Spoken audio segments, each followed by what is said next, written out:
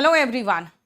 CGL 2024 ने बवाल कर दिया है और सभी परेशान है कि हम सभी टीचर्स जो इतने मेहनत कर रहे हैं बच्चों पे, और जो बच्चे अपने दिन रात अपने जवानी के सपने सब बर्बाद करके एक पोस्ट, बस एक सरकारी नौकरी के लिए मेहनत कर रहे हैं, क्या वो सपना पूरा हो पाएगा या नहीं? कि ऐसे ही खेला चलता रहेगा जो एसएससी ने 2023 में भी खेला और 2024 में भी वही खेल खेला उन्होंने, लेकिन इस बार उन्होंने भरपूर खेल खेला है। ऐसा खेल जिसको आप कह सकते हो कि स्कैम है।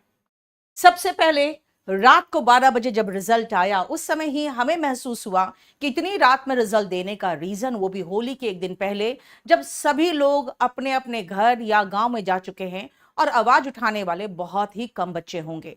लेकिन जैसे रिजल्ट आया, बवाल हो गया। कट ऑफ देखकर बवाल भी हुआ। उसके बाद जब आपने उस रिजल्ट को प्रॉपर तरीके से पढ़ा तो आपको पता चल गया था कि जितने वैकेंसीज थे उतने ही नंबर ऑफ सिलेक्टेड कैंडिडेट्स थे और कोई भी वेटिंग लिस्ट नहीं था। मुझे समझ में नहीं आता है कि अगर आपको नौकरी देनी है, सरकारी खर्चे को कम करके ज्यादा से ज्यादा उसका सदुपयोग करना है, तो फिर वेटिंग लिस्ट निकालने में क्या प्रॉब्लम है? और वेटिंग लिस्ट का डिमांड हम क्यों कर रहे हैं, बार बार क्यों कर रहे हैं? उसका रीजन आपको अच्छे से पता है कि जितने एमटीएस सिलेक्टेड कैंडिडेट्स है, उतने ही मेहनत में उसी लेवल के क्वेश्चन को करके और उतना ही क्वेश्चंस करके वो एसएससी सीजीएल भी क्रैक करने की हैसियत रखते हैं, क्योंकि लेवल में कुछ डिफरेंस नहीं है। वही सेम क्वेश्चन का पैटर्न, वही सेम लेवल सीजीएल में भी है, सीएचएसएल में भी है, एमटीएस में भी है। इसलिए एमटीएस वाले सीएचएसएल भी दे रहे हैं, वही सीएचएसएल एमटीएस वाले सीजीएल भी दे रहे हैं। आपको बताने में मुझे बहुत ही खेद महसूस हो रहा है कि एमटीएस के 70% सीट्स वेकेंट है। पहले 2013-14 में भी यही होता था कि एफसीआई का भी सेम पैटर्न था और सीजीएल का सेम पैटर्न था। लोग एफसीआई में पूरा भरपूर फायदा उठा के अपने पोस्ट पले सुनिश्चित कर लेते थे। जब उनके हाथ में एक पोस्ट आ जाता था तो उसके बाद वो सीजीएल देते थे और एफसीआई छोड़ देते थे। आपने खुद देखा कि एफसीआई की क्या हैसियत हुई और क्या हुआ एफसीआई के साथ। आज एफसीआई में कोई वैकेंसी नहीं निकलता, जबकि 2013-14 में एफसीआई में उतने ही वैकेंसीज आते थे जितने सीजीएल में आता था। अगर आप पैटर्न सेम रखेंगे, सेम लेवल रखेंगे 10वीं के, 12वीं के और ग्रेजुएशन लेवल के एग्जाम्स में, तो क्या क्या घाटा हो सकता है, इसके अलावा वो भी मैं आगे बात करूंगी। सबसे पहले ट्रांसफर बंद हो गया। ट्रांसफर बंद हो गया तो आपको अच्छे से पता है कि जो एग्जाम देने वाले बच्चे हैं वो अगर साउथ इंडिया में जा रहे हैं, नॉर्थ इंडिया वाले, तो वो चाहते हैं हम दिल्ली की पोस्टिंग हो या अपने घर के पास के कहीं पोस्टिंग हो। ट्रांसफर बंद होने के बाद रिपीटर्स की संख्या बढ़ी। पहले हम बहुत अच्छे से आके बच्चों को कह देते थे कि देखो प्लीज, अगर हो सके तो अपने डॉक्यूमेंट वेरिफिकेशन में मत जाओ या एग्जाम आगे मत दो। लेकिन अब बच्चे ये कहते हैं कि हम साउथ इंडिया में क्यों पड़े रहे, जब हमारे में इतना काबिलियत है कि हम दिल्ली में एमईए ले सकते हैं, तो फिर हम क्यों वहां बैठे रहे। लेकिन सबसे बड़ा पंगा क्या, ये मैं बताती हूं आपको, कि जो सीएसएस वाले भी हैं वो भी रिपीटर्स है और वो एमईए के लिए कोशिश कर रहे हैं, और उसमें भी बहुत सारे पोस्ट, लगभग 106 के लगभग पोस्ट पिछले साल वेकेंट रह गया। क्यों? क्योंकि ज्वाइनिंग करने वाले ही नहीं थे उसमें। अब सीएसएस वाले कह रहे हैं कि हमें एमईए चाहिए, उसके बाद इनकम टैक्स वाले कह रहे हैं हमें दिल्ली की पोस्टिंग चाहिए, हमें एमईए चाहिए। तो इस तरह से जो रिपीटर्स बढ़ते जा रहे हैं उसके कारण भी बहुत समस्याएं हो रही है, और जेन्युइन तरीके से देखा जाए तो हम उन्हें रोक भी नहीं सकते हैं, क्योंकि प्रोग्रेस करना सबका अधिकार होता है। इसमें सबसे अच्छा आसान तरीका होता, अगर वेटिंग लिस्ट होता, तो कम से कम ये जो बच्चे नहीं ज्वाइन करते उसके जगह पे आगे बच्चे ज्वाइन कर सकते थे, और उसकी संख्या अगर आप देखोगे तो आपका दिमाग खराब हो जाएगा, क्योंकि 2024 के मेंस में एग्जाम देने वाले जो बच्चे थे उसमें से 5171 बच्चे तो वो थे जो 2023 के सिलेक्टेड कैंडिडेट्स हैं, और जरा देखो 17,927 तो ऐसे कैंडिडेट्स थे जो 2022 के सक्सेसफुल कैंडिडेट्स हैं। मतलब क्या बनता है, आप सोच लो।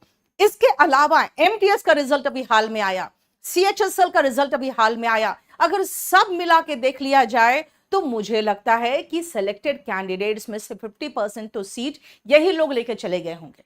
लेकिन इसका रीजन क्या है, क्यों रिपीटर्स आ रहे हैं? इसका दो मेन रीजन है। अपने मर्जी का पोस्ट, जो सबसे पहले इनके डिजायर होते हैं एमईए इनकम टैक्स, और दूसरा कि ऐसे डिजायर्ड सिटी में जाए जहां पे जाके वो अच्छी जिंदगी जी सके और अपने कल्चर हो या अपने घर के पास रह सके।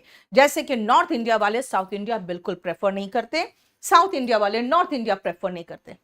कट ऑफ पे बवाल क्यों है मैं आपको बता दूं।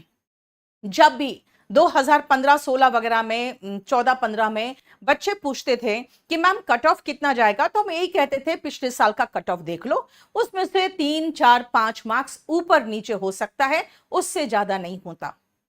लेकिन इस बार तो बवाल है। एमईए में एएसओ का जो पोस्ट है वो 362 गया है, जबकि 2023 में 331 था, यानी उछाल जो है 31 मार्क्स का है। इनकम टैक्स इंस्पेक्टर में उछाल 32 मार्क्स का है। आप देख सकते हो एएसओ एंड सीएसएस में उछाल 33 मार्क्स का है, और जीएसटी में उछाल 38 मार्क्स का है। मतलब सबसे नीचे जो पोस्ट है टीए वाला, उसमें भी उछाल देखो 35 है, और जो पीए है पोस्टल असिस्टेंट का पोस्ट जो कि सीएचएसएल से सीजीएल में लाया गया है, उसमें उछाल 44 मार्क्स का है।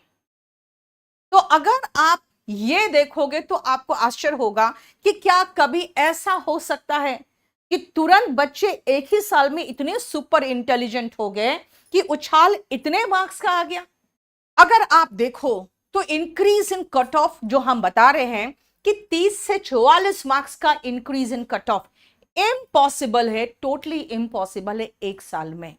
अगर आप रीजंस की बात करोगे तो सबसे गंदा रीजन इसका है वो है नॉर्मलाइजेशन।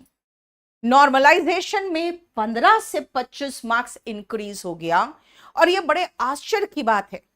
लेकिन मैं आपको बताऊं 15 से 25 मार्क्स इंक्रीज नहीं हुआ है, ये तो हमें बाकी बच्चों ने बताया है। अगर आप जेन्युइन रीजन की अगर बात करोगे तो इसका जेन्युइन नॉर्मलाइजेशन की बात करोगे तो इसमें मेरे पास जिस बच्चे ने अपना पीपीटी भेजा है, अपना मैसेज भेजा है, उसका मैंने पीपीटी लगा दिया, जरा देखिए। इसका कहना है कि मैम नॉर्मलाइजेशन इतना कैसे हो सकता है कि कट ऑफ और उसके रॉ स्कोर में 87 मार्क्स का डिफरेंस कैसे हो सकता है। यानी इस बच्चे ने जो भेजा है, इसने डिफरेंस मार्क्स जो भेजा वो है 87, 71, 74। अब एक बात बताओ, क्या इतना फ्लक्चुएशन नॉर्मलाइजेशन से पॉसिबल है? जिस बच्चे का आप देखो कि रॉ स्कोर 317 था, वो AIR 1551, इसका एएसओ इन सीएसएस में ऑल इंडिया रैंकिंग ये बन रहा है। और ये मेरा फ्रेंड है, इसकी और मेरे की में 2 क्वेश्चन का ही अंतर है, करेक्ट और इनकरेक्ट का।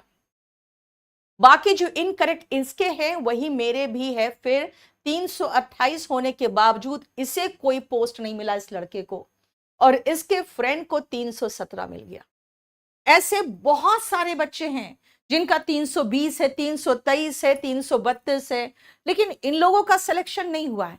लेकिन आप खुद देखो कि 263 में ओबीसी का सिलेक्शन हो रहा है, और बेसिकली देखा जाए तो आप खुद देखो ना कि क्या इतना डिफरेंस पॉसिबल हो सकता है।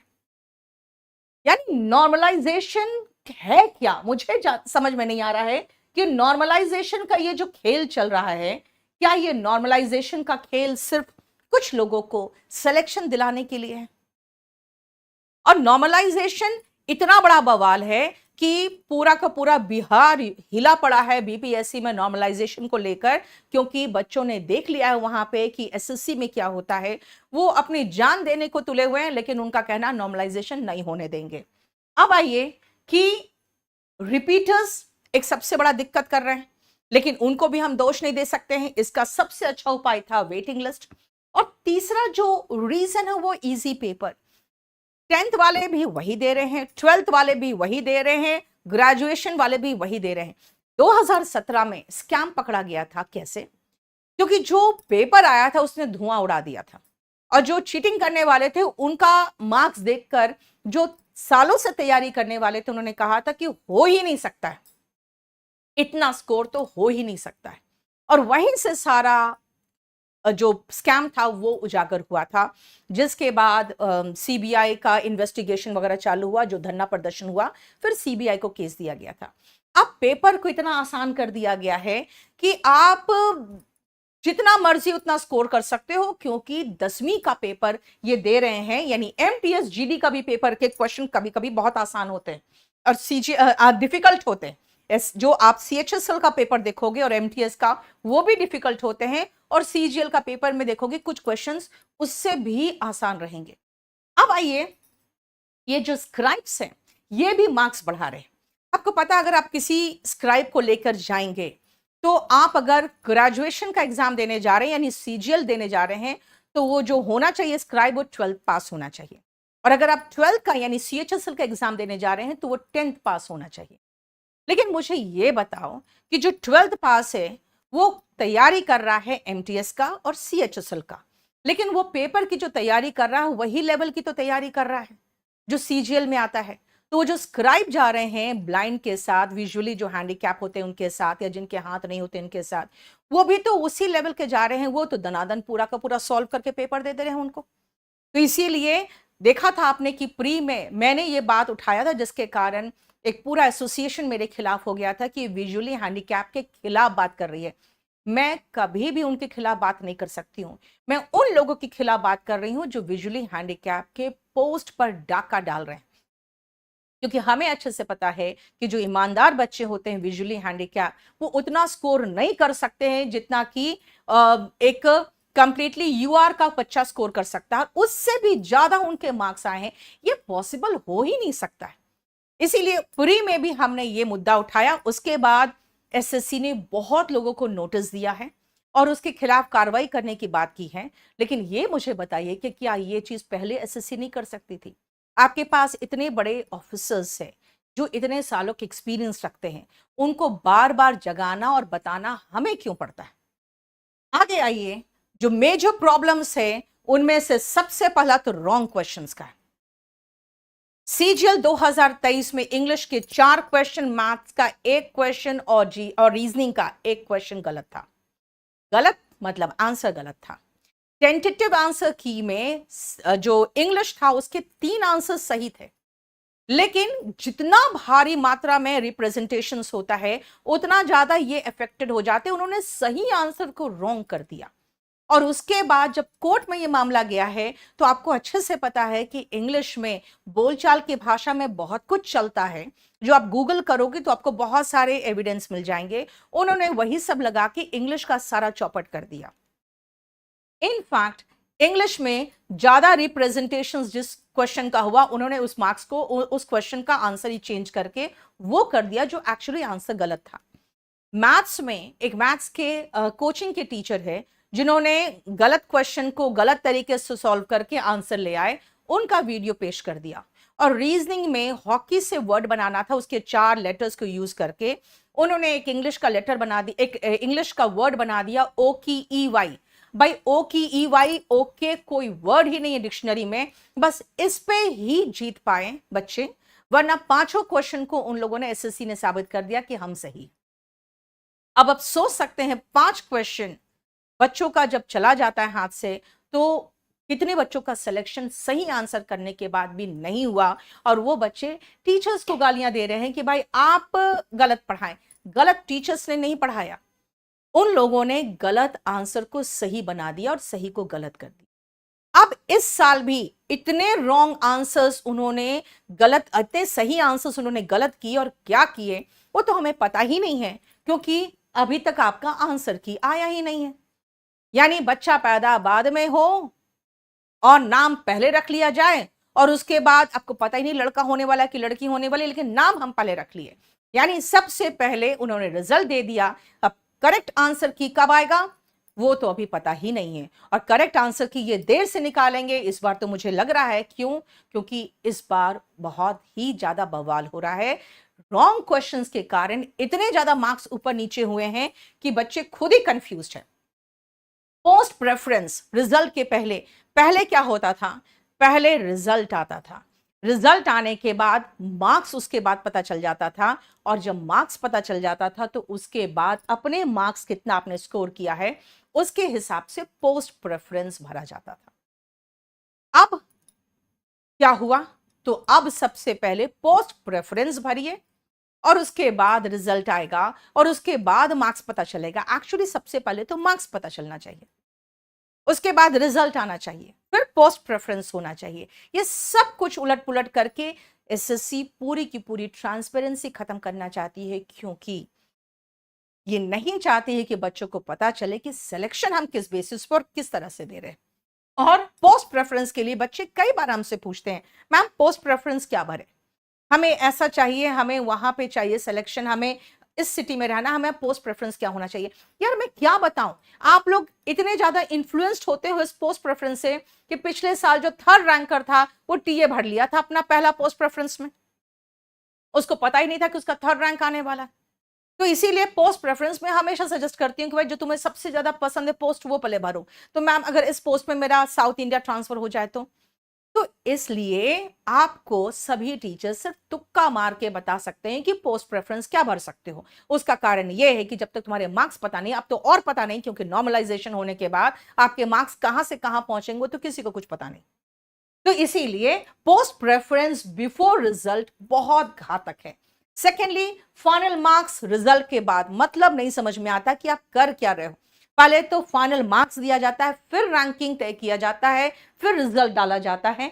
एनीवे, सबसे बड़ी चीज क्या है कि मेंस एंड डबल शिफ्ट ही मेरे दिमाग में डबल डाउट क्रिएट कर रहा था कि भाई मेंस डबल शिफ्ट में कैसे हो सकता है और क्यों हो रहा है, और अगर हो रहा है तो नॉर्मलाइजेशन होगा ही होगा, और फिर नॉर्मलाइजेशन के बाद क्या होगा। तो ये आपका सबसे घटिया डिसीजन जो एसएससी का था, और वो मुझे लग रहा है इंटेंशनल डिसीजन था मेंस को डबल शिफ्ट में लेने का। ये सबसे बड़ा घातक साबित हुआ है बच्चों के लिए। उसके बाद जो मैंने आपको कहा कि रॉन्ग आंसर्स के सही आंसर्स बनाते कौन है, पहले तो ये बता दो, क्योंकि आपको तो शर्म आनी चाहिए। क्योंकि हम लोग जो ऑर्डिनरी आपके सामने कुछ नहीं है, अगर हम लोग सही आंसर बता दे रहे हैं तो आपके जो बैठे हुए एक्सपर्ट्स हैं वो सही आंसर देने के बाद उसको गलत कैसे कर दे रहे हैं, मुझे यही नहीं समझ में आ रहा है। यानी कि जितने ज्यादा रिप्रेजेंटेशंस जाएंगे आप आंसर को चेंज कर दोगे। हमें पहले लगता था कि किसी भी क्वेश्चन का एक रिप्रेजेंटेशन जाएगा तो उसका आंसर चेंज हो जाएगा अगर सही रिप्रेजेंटेशन में सही आंसर को एक्सप्लेन करके बताया गया है तो। लेकिन नहीं, अभी आप 100 रुपए कमाने के चक्कर में ज्यादा से ज्यादा रिप्रेजेंटेशंस मंगाते हो, और जितने ज्यादा रिप्रेजेंटेशंस आ गए आप क्वेश्चन को उसी के अनुसार चेंज कर देते हो, जो बच्चे कहते हैं वही कर देते हो। ये तो सबसे बड़ा बवाल है नॉर्मलाइजेशन। अब आइए, वेटिंग लिस्ट अगर नहीं होगा, नॉर्मलाइजेशन मींस में रहेगा, तो आपका भला नहीं हो सकता। और ये भी हम डिस्कस कर चुके हैं कि अलग अलग एग्जाम्स में 10th 12th एंड ग्रेजुएशन में आपको डिफरेंस इन लेवल रखना पड़ेगा। अगर नहीं रखोगे तो 12th वाले आके जितने ब्लाइंड है ना उनकी जगह पे एग्जाम देंगे, और वो उनका जो लिस्ट होगा ना वो यूआर से ऊपर जाएगा। यही चलता आएगा जो अभी चल रहा है। अच्छा, दूसरी बात है वेटिंग लिस्ट नहीं लाने का, ये अपना जेन्युइन एक बोलते हैं कि हमारा एक जेन्युइन रीजन है कि हम इसलिए वेटिंग लिस्ट नहीं लाते हैं क्योंकि ये जो वैकेंसी से कैरी फॉरवर्ड हो जाता है। मुझे जरा एक बार एक्सप्लेन करके बता दीजिए कि आपके 2023 में वैकेंसीज थे करीबन 8000, 2022 में क्योंकि पीए भी इधर आ गया था तो वैकेंसीज थे करीबन 37,000 समथिंग थे, यानी करीबन 38,000 वैकेंसीज थे। क्या 38,000 के वैकेंसीज में से 8,000 इनके खाली नहीं रह गए होंगे? ऑफ कोर्स रह गए होंगे, क्योंकि रिपीटर्स उस समय भी बहुत थे। रिपीटर्स तो खैर हर साल दर साल रिपीट कर रहे हैं। अगर इतने खाली रह गए होंगे जो कि रहे हैं, तो मुझे एक बात बताइए, फिर 2023 के आपने कितने वैकेंसीज निकाले थे जो कैरिड फॉरवर्ड 37,000 वैकेंसी से कैरिड फॉरवर्ड होने के बाद भी आपके 8,000 वैकेंसी से? इसका मतलब है कि ये बिल्कुल ही झूठ है, ये कंप्लीटली एक लाई है कि आप कैरी फॉरवर्ड करते हैं। आपका इंटेंशन ही नौकरी देने का नहीं है, आपका इंटेंशन ही बच्चों को इतना त्रस्त कर देने का है कि बच्चा एग्जाम की तैयारी करना छोड़ दे। जैसे कि एयरफोर्स में बच्चे तैयारी करते थे, हजारों लाखों की संख्या में बच्चे तैयारी कर रहे थे। जैसे ही आपका अग्निवीर आया, अग्निवीर आते ही बच्चों ने तैयारी करना छोड़ दिया। आप एसएससी में ग्रुप बी की नौकरी दे रहे हैं, आपको समझ में आ रहा है? आईएएस पीसीएस के बाद सीधा सबसे बड़ा नौकरी देने वाला आप कमीशन हो।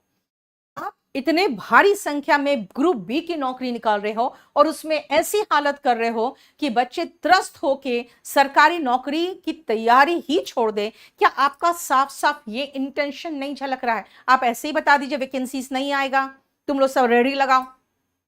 तो क्यों पढ़ेंगे बच्चे? फिर उसके बाद 8वीं 9वीं करके वो रेडी लगा लेंगे। अब आइए 2024 में टाइपिंग टेस्ट। भाई, टाइपिंग टेस्ट का भी पेपर आपसे ढंग से बनाया नहीं गया। बच्चे टाइप कर करके त्रस्त हो गए। कितने लोगों ने कितना मिस्टेक कर दिया क्योंकि उनको लग रहा था कि हमारा पैसेज ही खत्म नहीं हो रहा है। मतलब आपको यह भी नहीं पता है कितने की डिप्रेशंस कराने। मतलब इतने सालों से एग्जाम कंडक्ट कराने के बाद आपसे टाइपिंग का भी पेपर नहीं बना और उसके बाद फिर इसका री एग्जाम कराना पड़ा। और री एग्जाम में कितने बच्चे ऐसे होंगे जिनका मेंस अच्छा नहीं गया था, उन्होंने टाइपिंग टेस्ट सेकेंड टाइम में छोड़ दिया और उसके बाद उनको पता चल रहा है कि नॉर्मलाइजेशन में तो 30, 35, 40, 50, 70 मार्क्स बढ़ गए। तब तो हम तो इनकम टैक्स इंस्पेक्टर होते अगर हम टाइपिंग नहीं छोड़े होते। तो इसका तो भी पता ही नहीं कि उन टाइपिंग में उन्होंने जो बच्चे फिर से री एग्जाम नहीं दिए हैं उनके साथ इन्होंने क्या किया, उन्हें एब्सेंट मार्क किया कि क्या किया। आपसे टाइपिंग का पेपर अगर नहीं बन रहा है, जो सिर्फ एक कहीं से पैसेज उठा के उतने की डिप्रेशंस दे देने हैं जो कि आप अपने कंप्यूटर में काउंट कर सकते हो, तो फिर क्या उम्मीद करें कि आप पेपर ऐसा बना सकते हो जिसमें मिस्टेक नहीं हो। मुझे एक चीज समझ में नहीं आता है, 2011-12 वगैरह में आप जब क्वेश्चन पेपर सही बना सकते थे तो आज क्यों नहीं बना सकते हो? क्या एकमात्र मकसद ये नहीं है कि ये 100 रुपया करके हम करोड़ों रुपया कमा ले? ये तो इल्जाम हर बच्चा भी आप पर लगा रहा है। एसएससी को ये पता होना चाहिए। और दूसरी बात, एक चीज और है कि कई बच्चे ऐसे होते हैं जो जेन्युइनली कहते हैं कि मैम हम चाहते हैं कि हम एमटीएस में मेरा सिलेक्शन हो गया है या सीएचएसएल में हो गया है, मेरा सीजीएल में भी हो गया है, क्या कोई ऑप्शन है कि हम वहां पर अपना एप्लीकेशन विड्रॉ कर लें? आप ये भी तो ऑप्शन दे सकते हैं वेटिंग लिस्ट के साथ साथ। वेटिंग लिस्ट के साथ साथ अगर ये एप्लीकेशन विड्रॉवल ऑप्शन हो जाए बच्चों के पास, आपको समझ में आता है कि कितने बच्चों का भविष्य सुधर जाएगा, कितने घर का चिराग रोशन हो जाएगा। घर में बस एक सरकारी नौकरी चाहिए जिसके लिए इनको सिर्फ 2 चीजें करनी थी, एक वेटिंग लिस्ट और एक एप्लीकेशन विड्रॉवल ऑप्शन दे देना था, जिससे बच्चे कम से कम अपना एप्लीकेशन विड्रॉ कर ले उन एग्जाम से, उन पोस्ट से जो आप उनको ज्वाइन ही नहीं करना है। 2024 में जो मैंने आपको बताया कि 2023 और 2022 के जो बच्चे थे, करीबन 2024 में 33% सेलेक्टेड कैंडिडेट्स थे जो 2024 में हुए हैं जिनका। उसमें उसके बाद अभी हाल में ही एमटीएस का रिजल्ट सेम डे आया और सीएचएसएल का रिजल्ट हाल में आया। इस हिसाब से अगर देखोगे तो जितने वैकेंसीज 18,000 प्लस वैकेंसीज जो थे उसमें करीबन 50% वैकेंसीज तो उन लोगों के द्वारा फिल्ड है जो ऑलरेडी कहीं ना कहीं सेलेक्टेड है। ठीक है, एमटीएस और सीजीएल सीएचएसएल वाले सीजीएल ज्वाइन करेंगे, लेकिन जो पहले से ही अच्छे पोस्ट पे सेलेक्टेड है जिनको अब नहीं चाहिए, उनके लिए तो कुछ ऑप्शन खोलिए आप। अब इसका सॉल्यूशन क्या है? सबसे पहले सारे लोग ट्विटर कैंपेन करो, हम लोग ट्रेंडिंग कराएंगे। कुछ नहीं होगा, कुछ भी नहीं होगा, क्योंकि आप ट्विटर से करके देख चुके हो, आप ट्रेंडिंग करा के भी देख चुके हो, उनके कान पे जूं तक नहीं रेंगेगा। फिर आप कहोगे प्रोटेस्ट, मैं आपको लिख के दे दूंगी, आप वहां पर जाके पर्सनली खड़ा होके प्रोटेस्ट नहीं कर पाओगे, क्योंकि वहां पे 100 से ज्यादा लोग जैसे जमा होंगे वैसे पुलिस फोर्स आएगी, गाड़ियां आएंगी, आपको उठा के ले जाएंगी। अब कहीं भी आप चाहोगे, क्यों, हमारा संवैधानिक अधिकार है जो कहते हैं ना प्रोटेस्ट करना, है ना, शांतिपूर्ण तरीके से, वो अब नहीं है आपके पास, अब नहीं कर सकते हो प्रोटेस्ट, आपसे पॉसिबल ही नहीं है अब। हाँ, एक जो हमारा ट्रांसपेरेंसी की बात है, आपको पता है कि राइट टू इंफॉर्मेशन एक्ट आया था, जिसने बताया था आप किसी भी गवर्नमेंट ऑफिस में आप एक एप्लीकेशन लगा के पूछ सकते हो अपने जानकारी के लिए कोई भी चीज जो कि पब्लिक से रिलेटेड हो और पब्लिक इंटरेस्ट में हो। इस ट्रांसपेरेंसी के तहत आप आरटीआई लगा सकते हो, और वो एक सबसे पहला तो कदम आपका ये होना चाहिए कि अगर आप सेलेक्टेड नहीं हुए हो या आपका पोस्ट मन चाहा पोस्ट आपको नहीं मिला है, तो आप एक आरटीआई लगाओ। दूसरा चीज है कि जितने भी अनफेयर मीन्स वाले हैं उनको सबसे पहले आइडेंटिफाई करके डिबार करना चाहिए।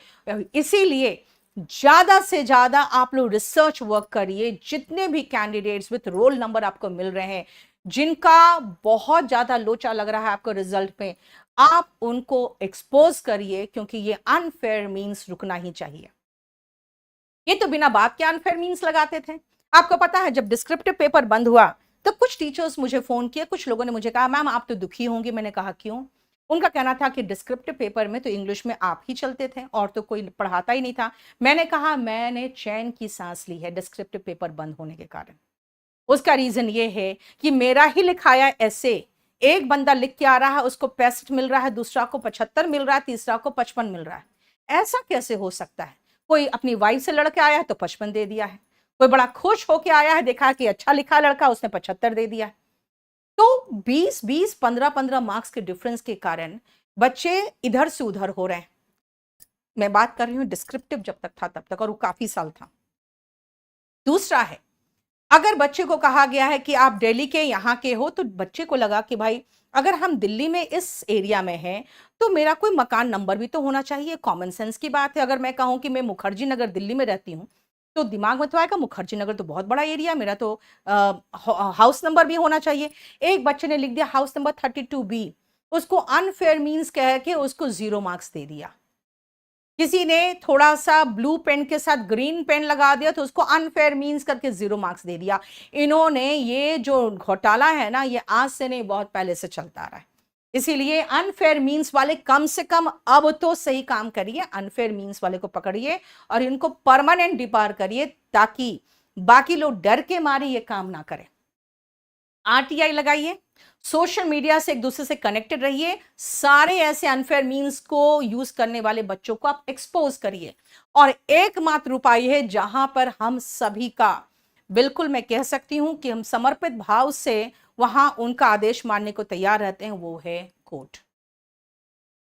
एक बात बता दे, 2024 में भी एक ही हियरिंग में कोर्ट ने बहुत सारे बच्चों को रिलीफ दिया, लेकिन क्योंकि एग्जाम एक दिन के बाद ही था इसलिए बहुत सारे बच्चों को कोई ज्यादा खास फायदा नहीं हुआ, और जिन्होंने फायदा कमा भी लिया उनको भी विदहल में डाल दिया है इन लोगों ने। पता नहीं कौन सा पाप ये कहां लेके जाएंगे ये पैसे। कोर्ट केस इसलिए इंपॉर्टेंट है क्योंकि हम सिर्फ 2024 की बात नहीं कर रहे, हम इन सभी प्रॉब्लम्स को विथ रिफॉर्म्स की बात करना चाहते हैं कि भाई मेंस 2-2 शिफ्ट में क्यों हो। नॉर्मलाइजेशन खत्म हो जाएगा अगर मेंस एक शिफ्ट में होगा। तो ये जो रॉन्ग आंसर्स है इसके जो करेक्ट आंसर्स है ये कैसे डिसाइड होगा? रॉन्ग क्वेश्चंस आप क्यों बना रहे हो? बहुत सारे रिफॉर्म्स, जैसे वेटिंग लिस्ट की बात अगर करेंगे तो ये सब रिफॉर्म्स थ्रू कोर्ट ही आ सकता है। और अब हम 1-2 और टीचर्स हमारे साथ हैं, इनके साथ मिलकर हम कोर्ट का दरवाजा खटखटाने जा रहे हैं। लेकिन जिनका सिलेक्शन हो चुका है आप निश्चिंत रहिएगा, हम लोग किसी तरह के कोई स्टे के लिए नहीं जाएंगे, हम रिफॉर्म्स के लिए जाएंगे। 2024 के प्री में भी सारे टीचर्स हाथ मिला के आगे आए थे, लेकिन प्रॉब्लम एक चीज हो गया कि पहले सब लोगों ने कंट्रीब्यूट किया, क्योंकि कोर्ट में कहा गया, टीचर्स के द्वारा कहा गया था, जिन लोगों ने कोर्ट में जाके केस में फाइल करने में हेल्प किया, कि पूरे फीस इतने लगेगी। लेकिन जैसे पहला हियरिंग में एक हमें रिलीफ मिला कि इतने बच्चे और इन करेंगे, और जैसे रिलीफ मिला वैसे ही कहा गया कि नहीं, लॉयर्स और इसका डबल फी और मांग रहे। जिसके बाद बाकी सब टीचर्स, क्योंकि सारे टीचर्स पैसे वाले नहीं हैं, बहुत सारे स्ट्रगलिंग लोग थे जिन्होंने अपनी आमदनी से निकाल के उस समय कंट्रीब्यूट किया था, वो लोग बैकआउट कर गए कि भाई आपने पहले कहा था कि पूरे कोर्ट केस का फी ये है, और फिर आप कह रहे हैं कि नहीं, डबल और लगेगा पैसा, क्योंकि इतने बच्चों की एंट्री कराई गई है और सभी बच्चों का एप्लीकेशन में नाम विद एफिडेविट जाएगा, और पर एप्लीकेशन 20,000 15,000 ले रहा है लॉयर। तो इस तरह से कहा जाए तो करीबन 15 लाख और डिमांड हो गया। तो बहुत सारे टीचर्स भी बैकआउट कर गए। तो मैं इस बार पूरी कोशिश यही करूंगी कि पहले हम लॉयर से पूरा कंप्लीटली लिखित बात कर लेंगे कि पूरे केस का आप क्या लेंगे, और हम पूरे कंप्लीट केस विद आगे जो रिफॉर्म्स होना चाहिए हम उसकी बात करके कोर्ट में केस फाइल करेंगे। इसके लिए भी फाइल करेंगे कि पहले आप फाइनल आंसर की दीजिए और उसके बाद आप रिजल्ट दीजिए, फिर पोस्ट प्रेफरेंस मांगिए, या आप मैक्सिमम ये कर सकते हैं कि फाइनल आंसर की के बाद कम से कम पोस्ट प्रेफरेंस मांगिए कि हमें पता तो चले कि हम कहां स्टैंड करते हैं। एटलीस्ट इतना तो आप कर सकते हैं ना, ये भी हमारे रिफॉर्म का ही मुद्दा रहेगा। तो मैं मानती हूं कि आप सबसे पहले आरटीआई लगाइए, और हम ये चाहते हैं कि ठीक है, हम लोग तो जाएंगे ही जाएंगे जिनके पास बहुत सारे रिजल्ट्स हैं, बहुत सारे बच्चों के रिप्रेजेंटेशंस आए हैं, बहुत सारे मेल्स आ गए हैं, मैसेजेस आ गए हैं। लेकिन मैं आपको रिक्वेस्ट एक चीज और जरूर करना चाहूंगी कि प्लीज आप भी आरटीआई फाइल करिए, सोशल मीडिया से कनेक्टेड रहिए, और ये पूरा कंप्लीट आप भी बताइए कि कहां कहां ऐसे प्रॉब्लम्स आए हैं। एंड प्लीज अफवाह पे ध्यान नहीं दीजिएगा, आप खुद सबसे पहले पूरा रिसर्च वर्क करिए। जो भी आपको रोल नंबर पता चल रहा है कि इसका मार्क्स ये था और इसके बाद नॉर्मलाइजेशन होने के बाद ये हो गया, वो सब कुछ आप डिस्कस करना चाहते हो तो प्लीज पूरा प्रॉपर तरीके से वेरीफाई करने के बाद आप मुझे इस नंबर पे आप व्हाट्सएप करेगा 8860333003। इस पे आप सिर्फ और सिर्फ व्हाट्सएप करिएगा, ठीक है। मैं आपको बड़ा करके लिख दे रही हूं।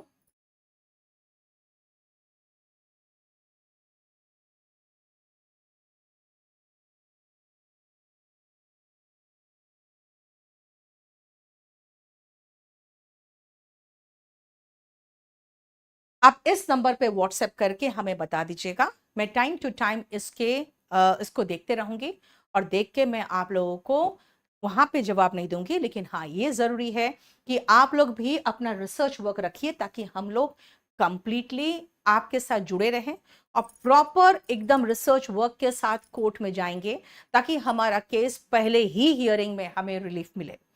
जितने सेलेक्टेड कैंडिडेट से आप सबको बहुत बहुत बधाई हो। मैं कहीं भी नहीं चाहूंगी कि आपका रिजल्ट में कोई प्रॉब्लम हो, इसीलिए हम लोग किसी भी तरह का स्टे नहीं मांगेंगे। हमारे तरफ से कोई भी स्टे नहीं मांगा जाएगा। हाँ, ये जरूर है कि जिन बच्चों को नहीं मिली ही नौकरी और वो डिजर्व करते थे, उनके लिए कुछ हो, प्लस आगे 2025 के बाद, 2025 और 2025 के बाद जितने भी एसएससी की वैकेंसीज आए, उनमें वो रिफॉर्म्स अप्लाई हो और उसमें किसी तरह का कोई स्कैम ना हो। और मैं सेलेक्टेड स्टूडेंट से भी एक्सपेक्ट करती हूं कि वो भी इन बच्चों की हेल्प करें। हालांकि मैं एक चीज तो जानती हूं, जिन बच्चों को बहुत ज्यादा नॉर्मलाइजेशन से फायदा हुआ है, तो वो कहीं भी किसी भी प्लेटफॉर्म में खुद तो नहीं आके बताएंगे कि उनको क्या फायदा हुआ है। तभी मैं कह रही हूं कि सिलेक्टेड बच्चे, बहुत मुबारक हो आपको। जो आप हेल्प कर सकते हो हमारा, वो जरूर हेल्प करिए, अगर आसपास आपकी किसी कोई जानकारी हो तो। और बाकी जो सेलेक्टेड नहीं हुए हैं वो रिसर्च वर्क करिए, क्योंकि आप 5 दिन पढ़ाई नहीं करोगे तो कोई प्रॉब्लम नहीं होगा। ऐसे भी आप बहुत पढ़ चुके और आपने देख लिया कि पढ़ने के बाद अगर नहीं हुआ है तो उसका जो कारण है पहले उसका निवारण होना चाहिए। तो चलिए, thank you so much, and remember one thing, ये लड़ाई हमारी नहीं है, ये लड़ाई आपकी है। हम फिर भी आपके साथ हैं, इसीलिए आपका सहयोग चाहते हैं, पैसे में नहीं, लेकिन हमें सहयोग सबूत में चाहिए। मैं इंग्लिश बाय नीतू मैम और केडी लाइव, इन दोनों पे और भी वीडियोस लेके आने वाली हूं। बहुत सारे रिसर्च वर्क के बाद मेरे पास बहुत सारे ऐसे सबूत आएंगे, और उनको लेकर मैं जल्द से जल्द आऊंगी इन्हीं दोनों चैनल्स पे, केडी लाइव और इंग्लिश बाय नीतू मैम। इनको आप सब्सक्राइब कर लीजिएगा। Thank you so much.